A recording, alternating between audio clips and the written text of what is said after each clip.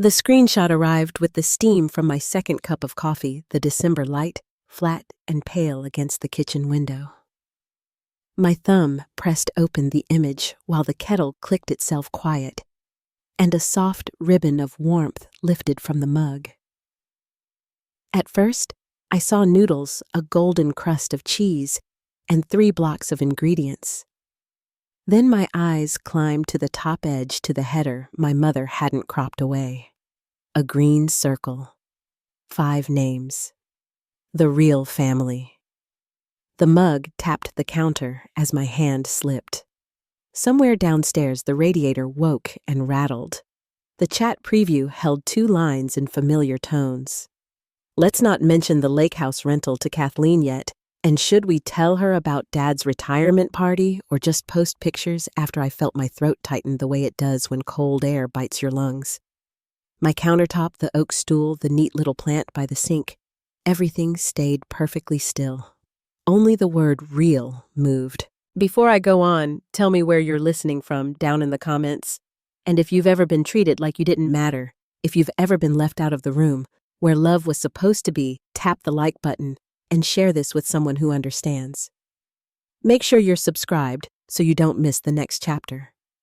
To understand why that tiny header could knock the breath out of me, you'd have to see the years that folded into it, like layers of old paper, thin, brittle, easy to tear. I grew up in a tidy, split level outside Minneapolis, the kind of place where porch lights clicked on at dusk and sprinklers traced arcs across the grass.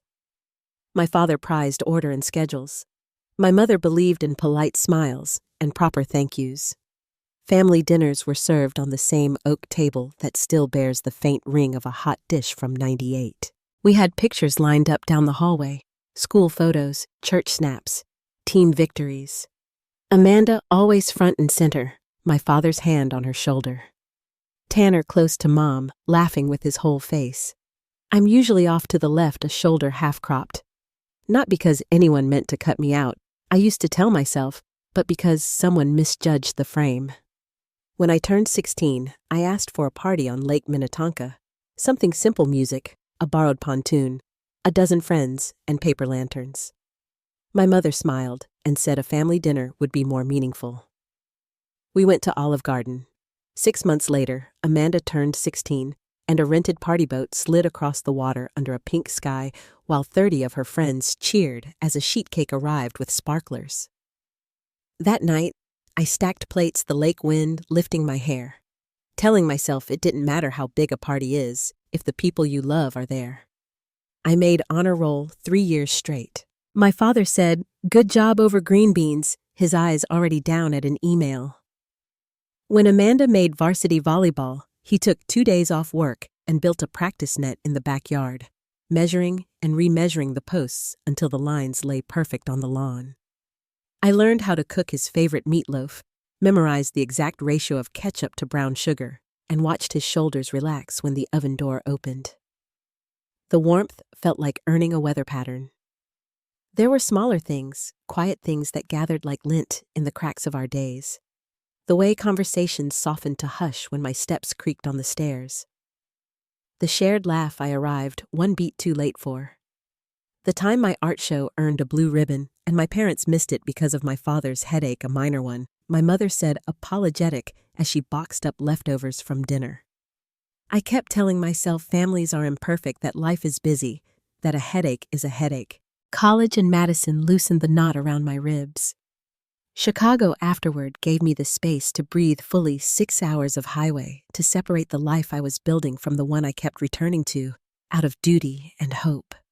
I loved my tiny city apartment with its scuffed floors and mismatched mugs, the smell of rain on warm sidewalks, the click of my key in my own lock. Still, every Sunday I called home. Holidays I drove back across the flat winter fields and brought pies wrapped in clean dish towels. I mailed care packages to Tanner notes, tucked between packs of ramen and fancy socks. I didn't know I was sending them to the kid who would grow up inside a conversation I could not see. When Michael came into my life, he had the sort of eyes that rest on you like a hand placed lightly on your shoulder.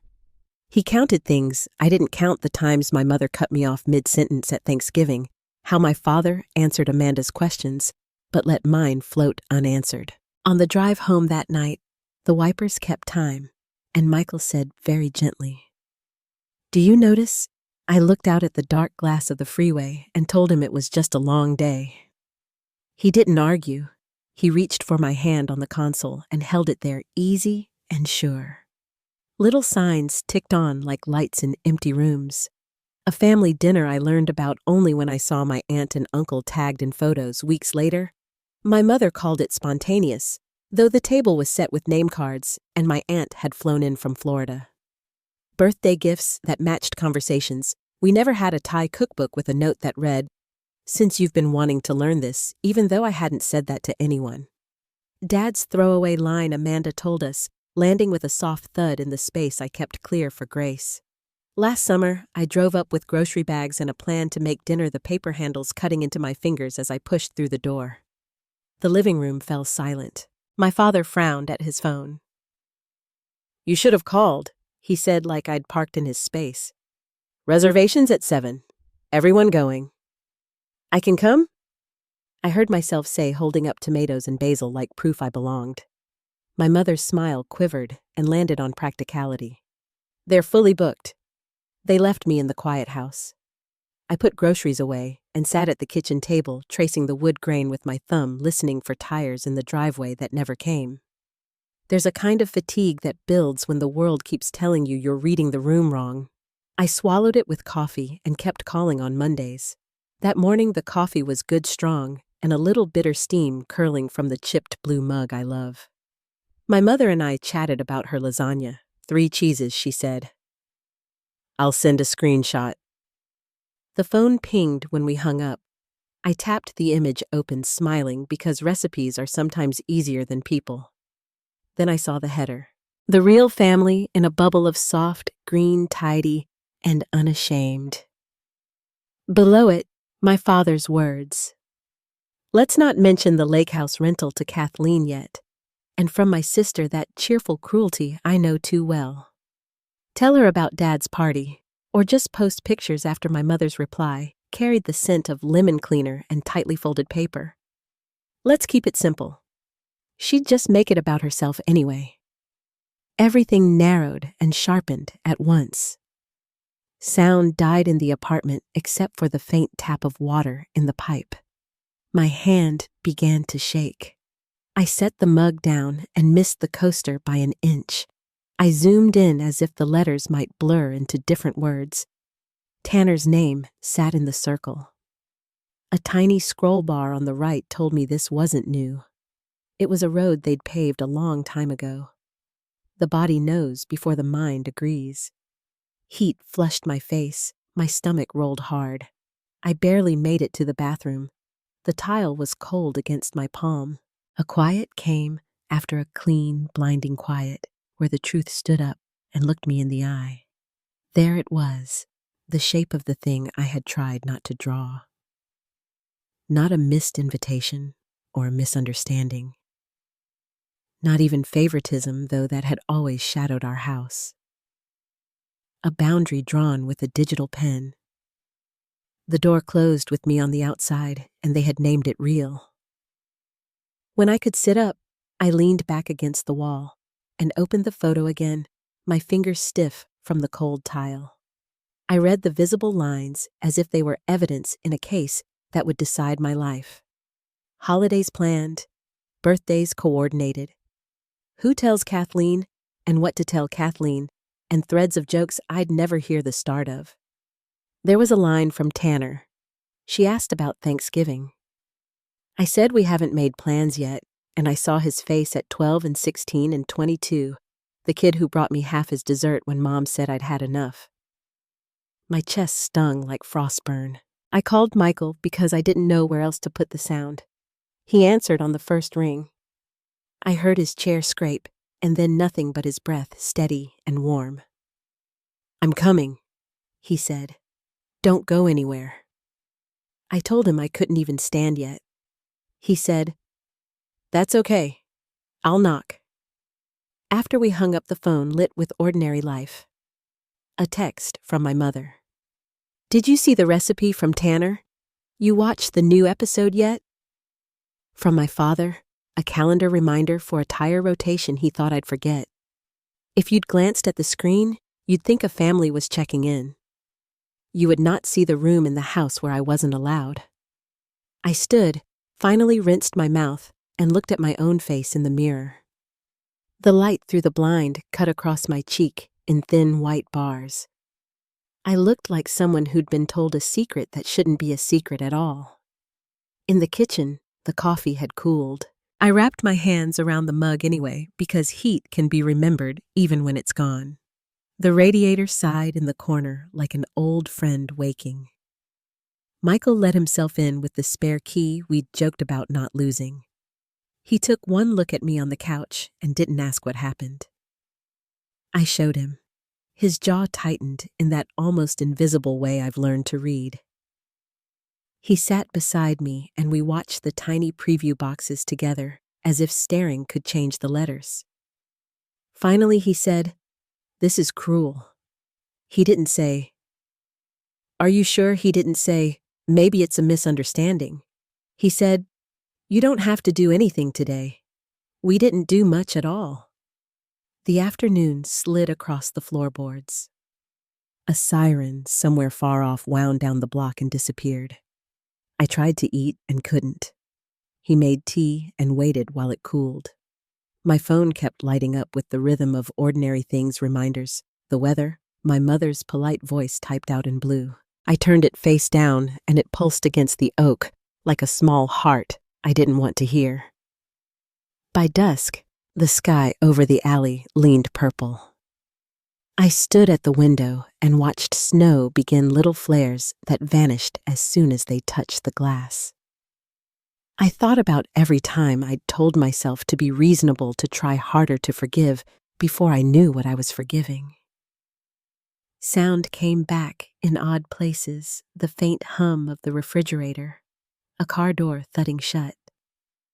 Michael rinsing a cup and setting it upside down on the drying rack.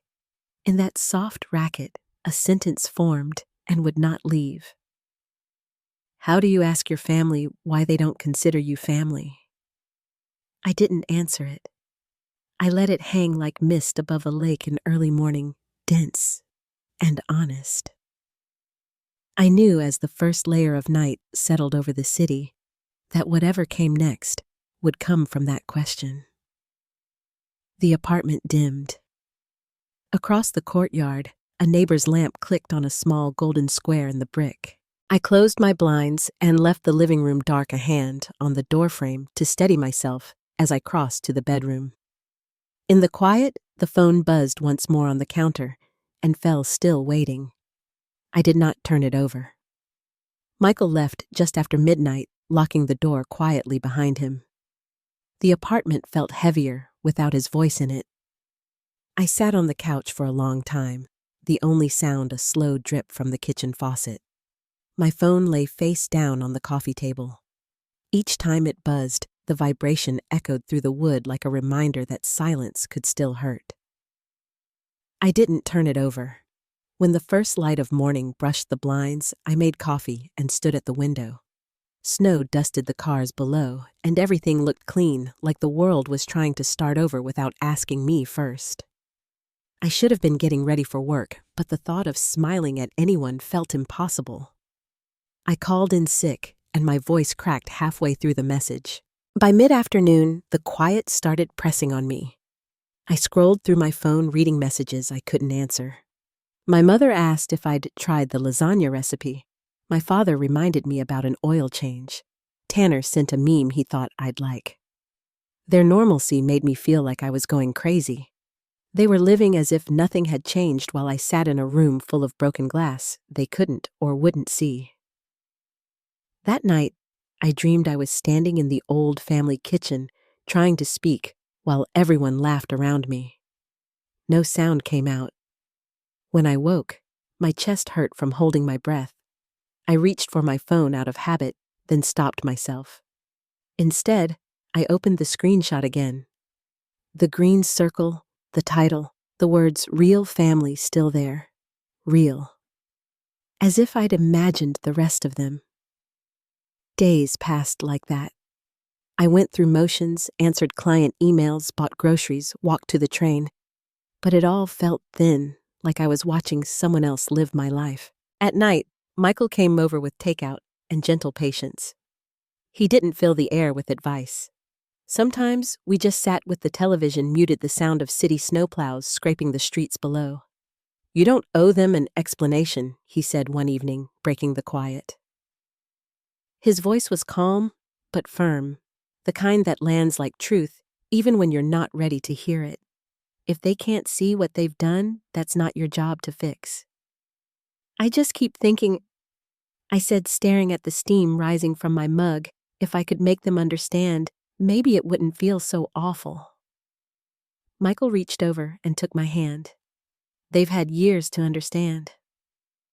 The next morning, I muted every chat thread that carried their names. No text tones, no vibrations. It was the smallest act, but the silence that followed felt cleaner. At first I thought they wouldn't notice, but within days, the messages changed. My mother's words turned from cheerful to anxious. "Are you okay? Please call me." Then came my father's voicemails, short-clipped, edged with irritation.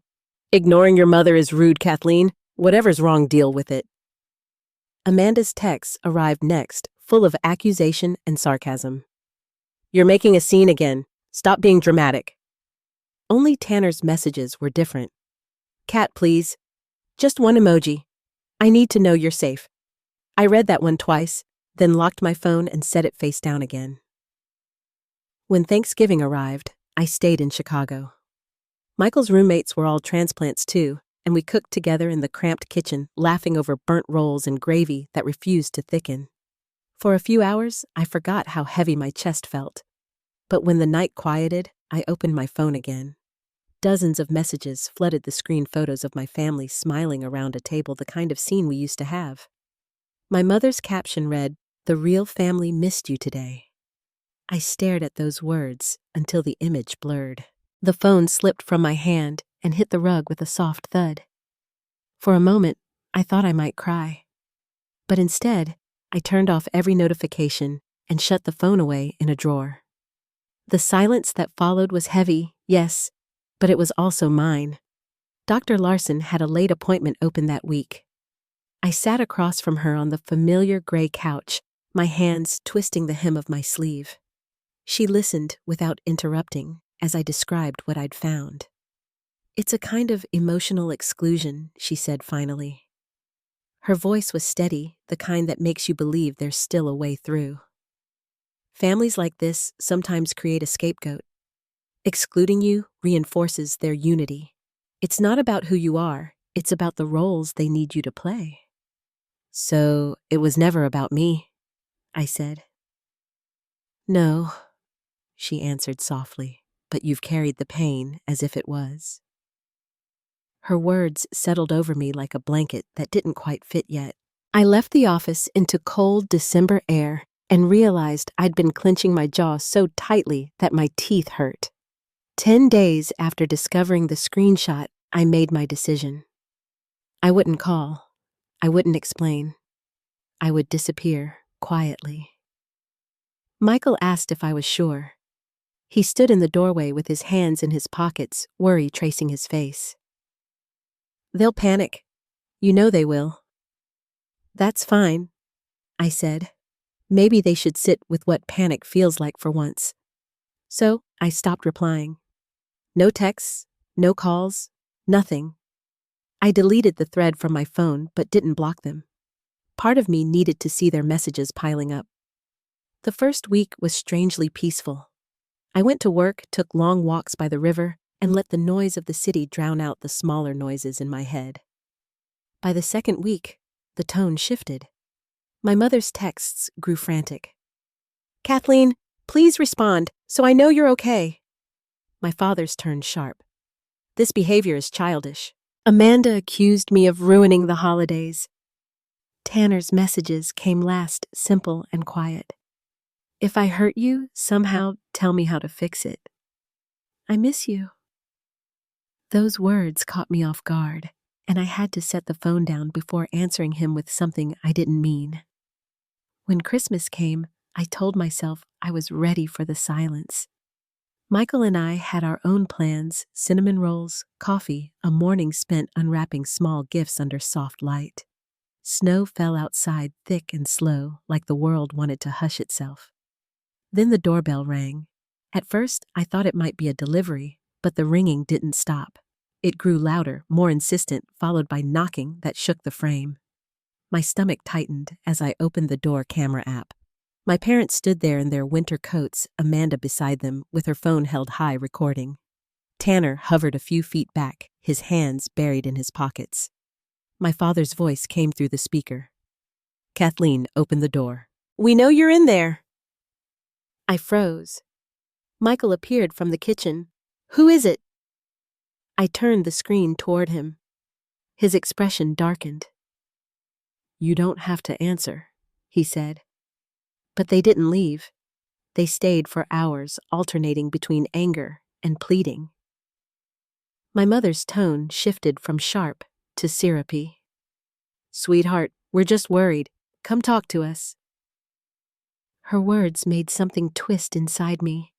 That same voice had dismissed every hurt, every lonely night in that house as oversensitivity.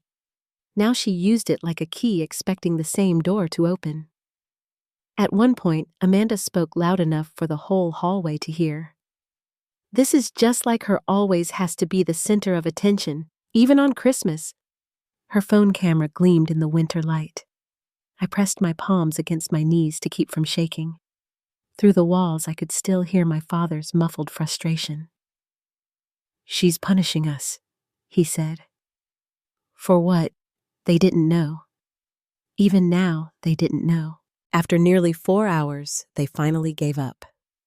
I watched through the camera as they left a pile of wrapped boxes by the door, an envelope on top. My mother's handwriting curved across it. "Family comes first." When the hallway emptied, I opened the door. The cold bit at my ankles. The gifts sat there in perfect order, like props left behind after a show. I picked up the envelope and brought it inside. The card read, "We are the only people who will ever truly be there for you. Don't throw that away over something temporary." I held it between my fingers until my hands stopped trembling. Then I slid it into the drawer with my phone. I didn't need to burn it or tear it. Leaving it untouched felt stronger. Michael wrapped his arms around me. "They still think they're the ones being wronged," he said. "I know." My voice sounded calm, even to me. But I can't make them see what they refuse to see. That night, the city was silent, except for the faint hum of radiators. Snow pressed against the windows, muting the world outside. I thought about the word real again, how they'd claimed it for themselves, how easily they'd used it to draw a border I could never cross. But in that quiet apartment surrounded by warmth, I had chosen the word, began to feel different. For years, I'd chased their approval, like it was the only version of belonging that mattered. Now, staring at the soft lights of the Christmas tree, I felt something loosening. Maybe real wasn't about blood or history. Maybe it was about peace. Michael turned off the last lamp, and we sat in the soft glow, his hand resting over mine. For the first time in weeks, my body stopped bracing for impact. Outside, a siren wailed in the distance, fading into the snow. The gifts remained by the door, unopened. And for once, I didn't feel guilty. I just felt still empty, but steady. In the calm that followed, understood something I hadn't been ready to admit before. They weren't going to change because I was hurting. They would only change when silence forced them to face themselves. That thought stayed with me as the clock moved toward midnight quiet and certain as falling snow. Something inside me had already begun to shift, though I didn't know it yet. The next step, the one that would finally bring the truth into daylight, was already waiting on the horizon. 3 days after Christmas, I woke with a strange clarity. The anger had cooled, leaving behind something quieter resolve. The gifts still sat unopened by the door.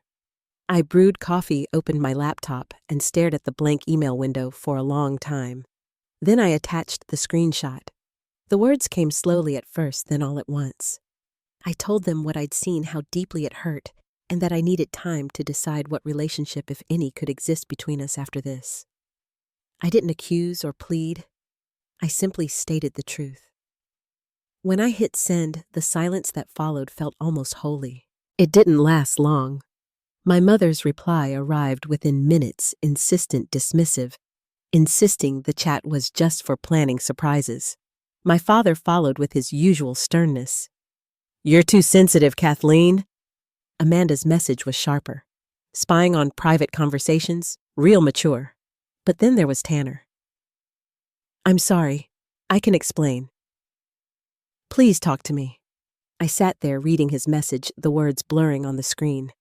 Out of all of them, he was the one I least wanted to lose. I typed back slowly, asking if we could talk face to face. His answer came right away. "Anytime." That night we talked over video. Tanner looked tired, older somehow, like he hadn't been sleeping. His voice wavered at first. "I should have told you," he said. "The chat started when you moved to Chicago. Dad said it was easier to coordinate things that way. Then it just never stopped." "How long?" I asked. He hesitated, rubbing his hands together. "About 7 years, and 7 years. I could hear the echo of my own breath, almost my entire adult life." They talked about everything there. He went on. Vacations, birthdays, even when Dad was in the hospital 2 years ago. Mom said they didn't want to worry you, but I think it was more than that. I waited. "I think they just liked things better without conflict," he said quietly. "And they think you bring it." The words landed like small stones in my chest. "And you?" I asked. His shoulders slumped. I went along with it. I told myself it was just easier, but I was wrong. "You didn't deserve that cat." Hearing him call me that cat, the nickname from when he was little, broke something open. For the first time in weeks, I felt tears I could let fall without shame. "I need time," I told him. "But thank you for being honest." He nodded. "I'll do whatever it takes to make it right." After we ended the call, I sat by the window watching the snow turn to rain against the glass. Honesty didn't erase the wound, but it stopped the bleeding. I knew then that I couldn't hide behind silence forever. There had to be a reckoning, not for revenge, but for clarity. I spent 2 days writing out what I needed: truth, boundaries, respect. When I finally reached out, I proposed a meeting halfway between Chicago and my hometown, a neutral place where no one could claim home advantage. A quiet coffee shop off the interstate in Madison seemed right. They agreed, though my mother's message carried a trace of annoyance about the formality of it all. That Saturday, I arrived early. The place smelled of cinnamon and espresso, soft jazz humming under the low murmur of conversation. I chose a table near the window, ordered tea I barely touched, and waited. My parents walked in, first coats still dusted with road salt. Amanda trailed behind, her eyes fixed on her phone. My mother smiled too quickly. My father looked as though he were heading into a business negotiation. We sat. 4 cups of coffee cooled between us. I spoke first because I had to. "I'm here because I need you to understand what that chat represented." It wasn't just messages. It was years of being left out of my own family. My mother shifted in her seat, her hands clasped tightly. "It was never meant to hurt you," she said. "We just needed an easy way to plan things. It's called the real family," I said, meeting her eyes. "Do you hear what that sounds like?" My father sighed. "Kathleen, you've always taken things too personally. You twist meaning into everything. That's not true, I said quietly. The messages speak for themselves. Amanda finally looked up. You're being ridiculous. It's just a name. Names matter, I said. And so does honesty. You talked about me like I wasn't there. You kept things from me. Birthdays, dinners. Dad's health scare. My mother flinched. We didn't want you to worry. That should have been my choice, I said. You don't get to decide what I can handle. The air felt heavy between us. Cups clicked softly on saucers, the sound too gentle for the sharpness in the air. My father leaned forward, his tone clipped. So what do you want, Kathleen? An apology. A promise never to use a group chat again. I want transparency, I said. No secrets, no exclusion, and respect for my boundaries. If those aren't possible, then I need distance. He frowned. Distance from your own family? Yes, I said simply. If the only way I can be part of this family is by accepting less than respect, then I choose distance. Amanda's laugh was soft but cutting. You're so dramatic. You always have to make everything a big deal. I looked at her, then really looked. Beneath the defensiveness, there was something else, fear maybe, or confusion about losing the dynamic she'd always relied on. I didn't respond. Silence was the stronger choice. My mother's voice broke the pause. I never wanted to hurt you, she said. Her eyes glistened, and for the first time her words didn't sound rehearsed. I just went along with what everyone else did. I believe that I said, but it still hurt. No one spoke for a while. The snow outside had thickened again, coating the parked cars like sugar. My tea had gone cold. Finally, I stood. I don't expect this to fix everything, but now we all know the truth. What happens next is up to you. My father looked startled, as if I'd ended a meeting before he'd approved the agenda. Amanda crossed her arms silent. My mother reached out as if to touch my hand, but stopped halfway. Please don't shut us out, she said softly. I'm not, I replied. I'm giving you a chance to meet me halfway. But it has to be real. When I stepped outside, the wind cut cold across my face, and I drew my coat tighter. I didn't cry.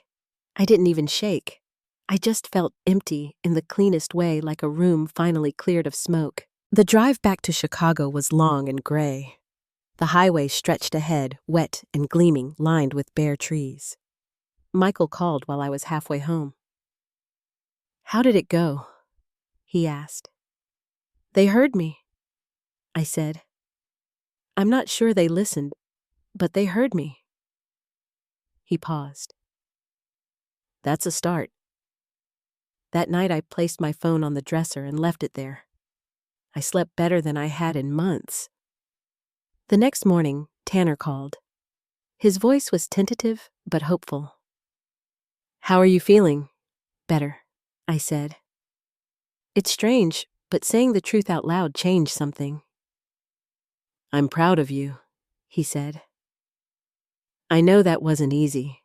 It wasn't, I admitted. But I needed to stop waiting for permission to feel hurt. There was a quiet pause. Then he said, maybe things can actually get better now. I didn't answer right away. I looked out the window at the early sun washing the buildings gold. Maybe I said, but only if everyone wants better. Over the next week, messages trickled in. My father sent a brief note about a work project, polite and measured. My mother texted to say she was thinking about me. Amanda stayed silent.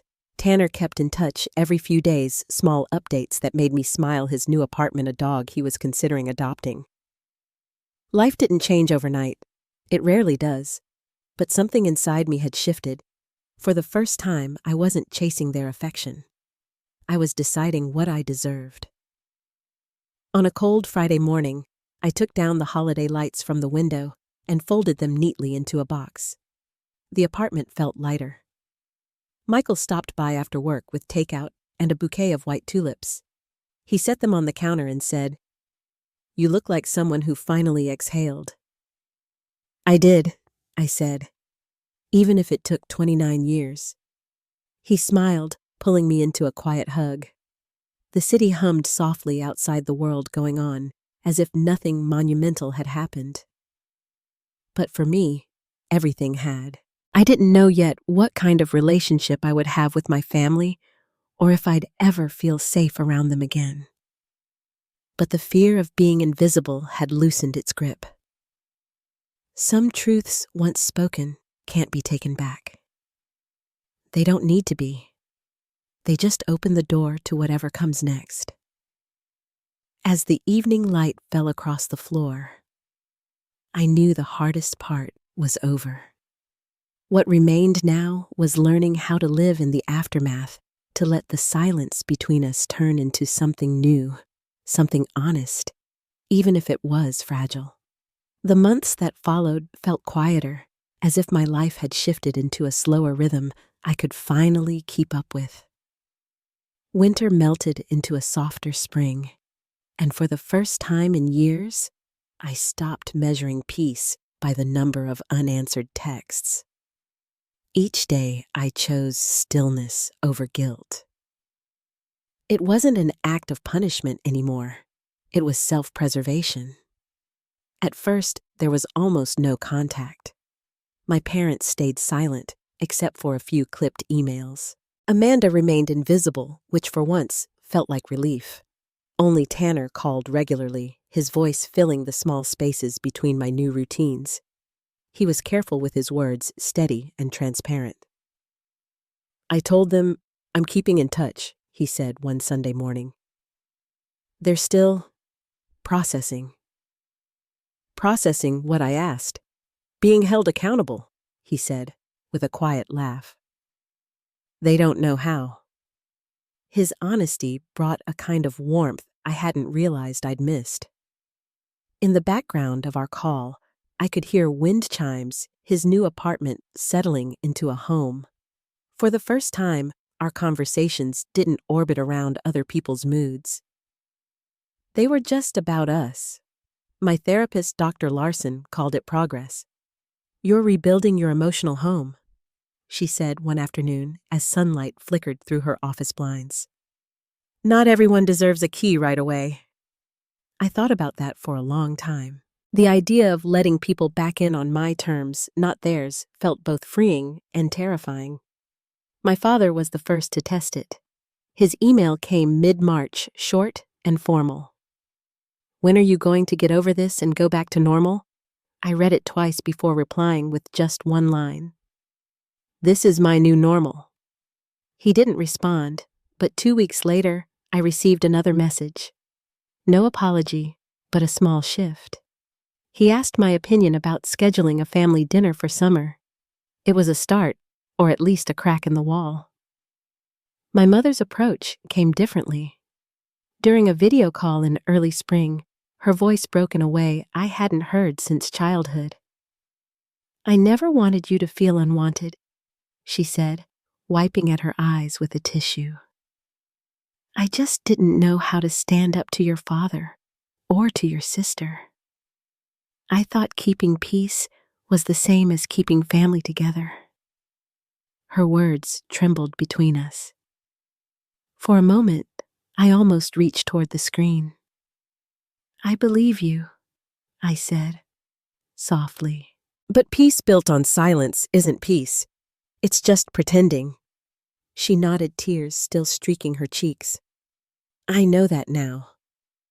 It wasn't forgiveness exactly, but it was truth, and that mattered more. Amanda, on the other hand, kept her distance.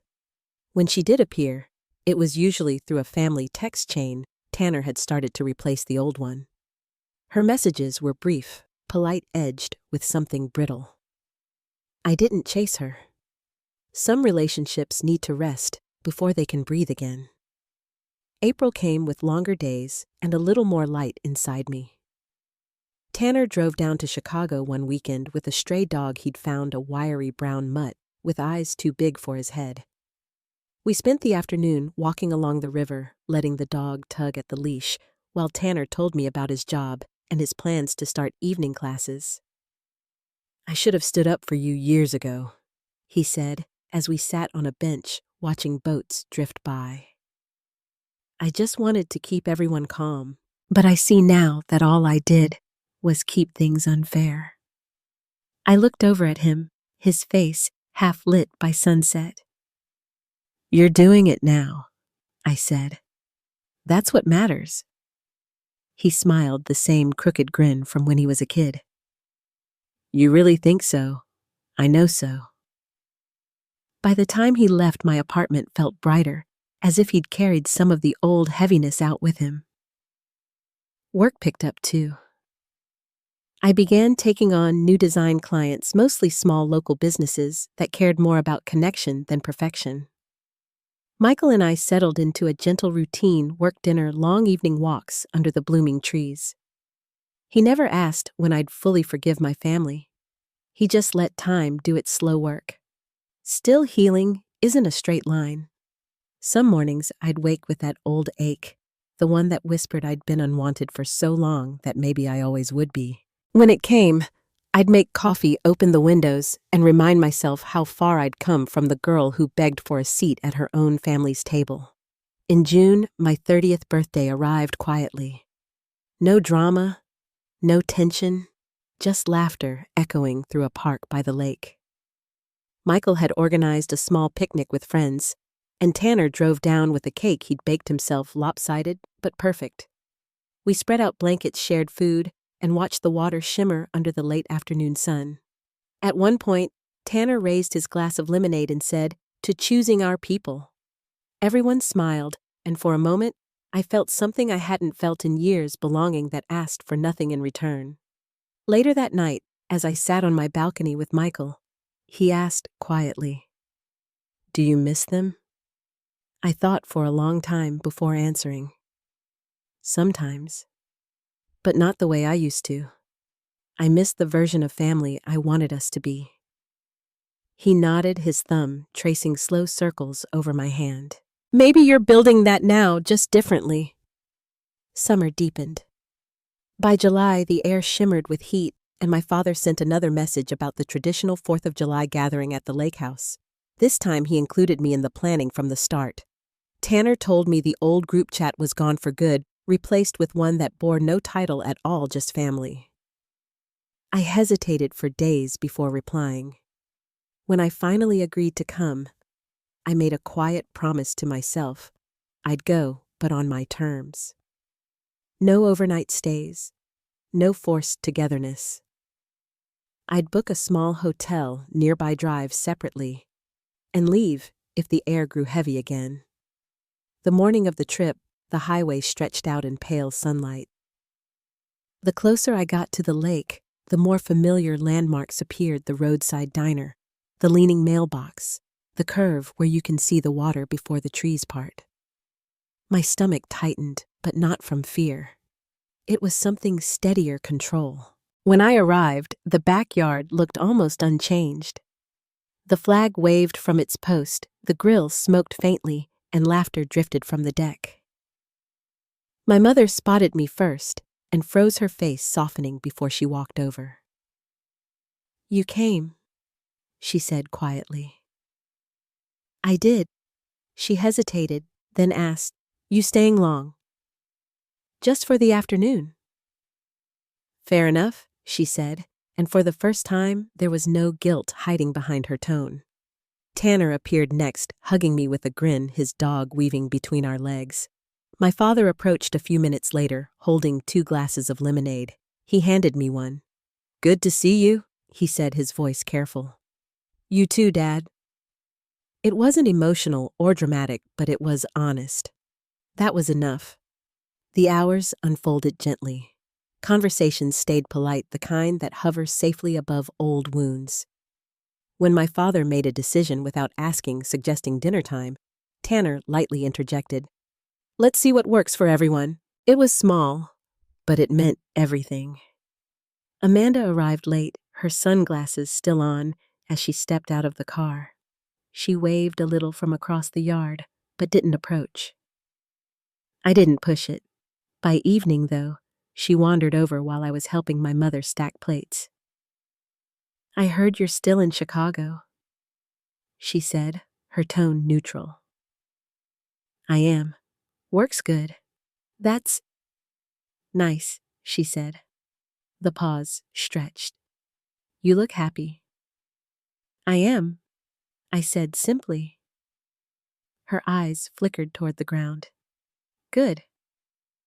Then she turned to help Mom with the dishes. It wasn't reconciliation, but it wasn't avoidance either. For the first time, we existed side by side without friction. As the sky deepened to a warm, violet fireworks began to bloom over the water. Tanner stood beside me, his arm resting lightly on my shoulder. "You did it," he said. "Did what came back without losing yourself." I smiled, watching red sparks fall across their reflections in the lake. Maybe that's the whole point. When the last echo of fireworks faded, I gathered my things. My mother walked me to the car, her hand brushing my sleeve. "Thank you for coming," she said. I know it couldn't have been easy. "It wasn't," I said, starting the engine, but it felt right. Driving back to the hotel, the road shimmered under the fading light. I thought about the family I'd spent years trying to fix and the version of myself that used to bend until she nearly disappeared. Somewhere between those two roads, I'd found something steady self-respect that didn't need permission. I didn't know what the future held for us. Maybe we'd rebuild something small. Maybe we wouldn't. But as the lake disappeared in the rearview mirror, I felt a calm I hadn't known in years. For the first time, my peace didn't depend on anyone else staying. It depended on me choosing it. By the time I reached the hotel, the sky had gone dark. I rolled down the window, letting the warm night air fill the car. In the distance, one last firework bloomed alone over the water, quiet, bright, and brief. I smiled and whispered to myself, "That's enough for tonight." The drive home from the lake house lingered in my chest, longer than I expected. The road shimmered under the fading summer light, and for once I didn't feel the old ache pressing behind my ribs. The silence in the car was gentle, not empty, but calm.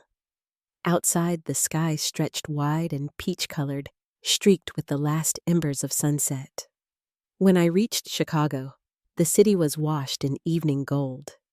The air was still warm enough for open windows, and the hum of traffic floated in from somewhere far below. I carried my overnight bag up the stairs, set it by the door, and stood for a while in the stillness of my apartment. The faint scent of lavender from the candle I'd blown out before leaving lingered in the air. Everything looked the same, yet it all felt different. The next morning, I brewed coffee and sat on the balcony as dawn came quietly over the skyline. For years, mornings like this had been filled with anxious thoughts: what to fix, who to please, what mistake to make up for.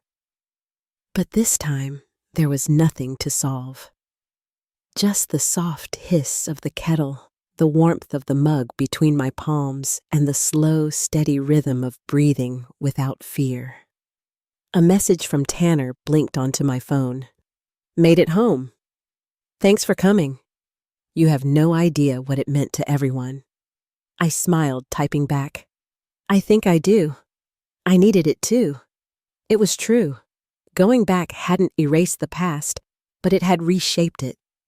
I didn't walk away carrying their weight anymore. I left the guilt behind like shoes that no longer fit. By late summer, the air softened again, turning cool around the edges. Life found its balance in the quiet ways that matter most, the slow bloom of trust, the easy laughter that returned to my days. My design studio picked up new projects, and my evenings filled with dinners on the patio with friends, soft music, and candlelight that trembled against glass. Sometimes I still thought about my family, the younger versions of us, who never learned how to see one another clearly. But the memories no longer stung. They simply passed through like old photographs found in a drawer. In September, my mother called. Her voice was steady, uncertain, but no longer pleading. "Your father wants to host a small dinner next month," she said. "Just family. No guests, no cameras. Would you consider coming?" There was no hesitation in my answer this time. "I'll think about it," I said gently. And I did. 3 weeks later, I drove up for the dinner. The house looked smaller than I remembered. The garden trimmed, the porch light already on, though the sun hadn't fully set. Inside, the air smelled of rosemary and roasted chicken. Tanner met me at the door, his grin easy and familiar. Amanda was already setting the table, her movements quieter than before, as though she had finally learned to listen to the air around her. Dinner was simple. There were awkward pauses, small laughs, stories told carefully as if each word had to be tested first. My father surprised me most. When I mentioned a new client, a nonprofit helping schools with digital design, he actually asked questions not to challenge, but to understand. "I didn't realize you'd built something that wide-reaching," he said, almost to himself. "I have," I replied. "It's been good work." He nodded, and that was all. No comparison, no condescension. Just quiet acknowledgement. After dinner, my mother brought out coffee and a plate of small lemon cookies she said she'd made from scratch. As we sat around the table, the conversation shifted to light topics: the weather, Tanner's dog, an old neighbor who'd moved away. When it was time to leave, my father stood by the door, hands in his pockets. "Drive safe," he said. "I will." Then after a pause, he added softly, "Thank you for giving us another chance."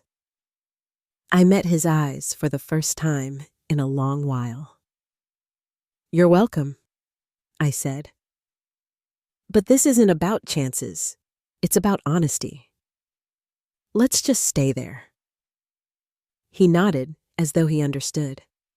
The next morning, I walked along the lake before heading back to Chicago. The water was glassy still, as breath broken only by the faint ripples of ducks gliding near the shore.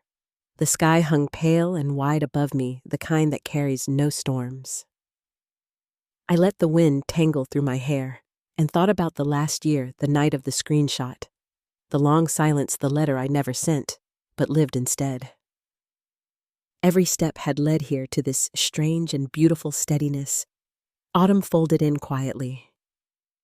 Work, love, and peace began to move in their own natural rhythm. My days filled with color, the deep reds of maple leaves, the warm gold of early evening light spilling through my window.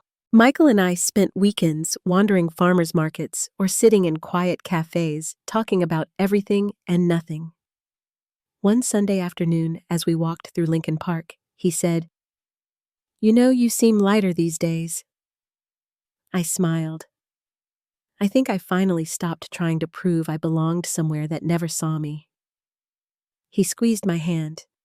"And now I just belong to myself," I said. He smiled in that quiet way of his, the kind that says everything without words. By winter, my relationship with my family found a cautious balance. Calls were short, polite, sometimes even warm. Boundaries stayed in place like fences around a garden, not to keep love out, but to let it grow safely. My mother sent a Christmas card with a handwritten note that said, "I'm still learning, but I'm trying." That meant more than any apology could have. On Christmas Eve, Tanner called from their living room, the sounds of laughter faint behind him. "They're actually keeping it small this year," he said, chuckling. "No big party, no pretending. Just quiet." "Good," I said. "That's how it should be. You sure you don't want to join?" "I'm good here," I replied. "Tell them I wish them well." After the call, I sat by my window, watching the snow drift through the streetlights. Michael was in the kitchen, humming softly, as he poured cocoa into 2 mugs. I joined him on the couch, the warmth of the cup seeping into my palms. The world outside glowed faintly gold against the snow, quiet and unhurried. That night before bed, I pulled a small sketchbook from the drawer. I hadn't drawn for myself in years, not since art had turned into obligation. On the first page, I began sketching the view outside, the soft swirl of snow, the lamplight bending through the glass, the faint reflection of my own face. For once, I didn't think about what anyone else would see. I just drew what peace felt like. It wasn't a perfect picture, but it was real. When I finally turned off the lights, the room settled into stillness. The only sound was the gentle hum of the radiator and Michael's breathing beside me. I closed my eyes, and for the first time in a very long while, there was no heaviness waiting for me in sleep. Peace had stopped being a thing I chased. It had become the air I lived in. I used to think healing meant fixing what was broken, but it isn't that at all. It's learning how to live without carrying the splinters. And sometimes the greatest closure isn't a grand apology or a dramatic reunion. It's the quiet certainty that you can walk forward whole, whether anyone follows or not. The next morning, sunlight crept through the blinds, painting the walls in soft gold. I stood by the window again, the city slowly waking below. Somewhere down the street, church bells began to ring low and steady, echoing across the cold air. I let them fill the silence and smiled to myself. Because finally, after everything, I wasn't waiting to be invited into love. I was already home. If this story reached you tonight, tell me where you're listening from, down in the comments. And if you've ever rebuilt your peace after losing a piece of family, share what it taught you. Don't forget to like, share, and subscribe for more stories about quiet strength, forgiveness, and finding your own kind of home. Thank you for listening, and take care of your peace tonight.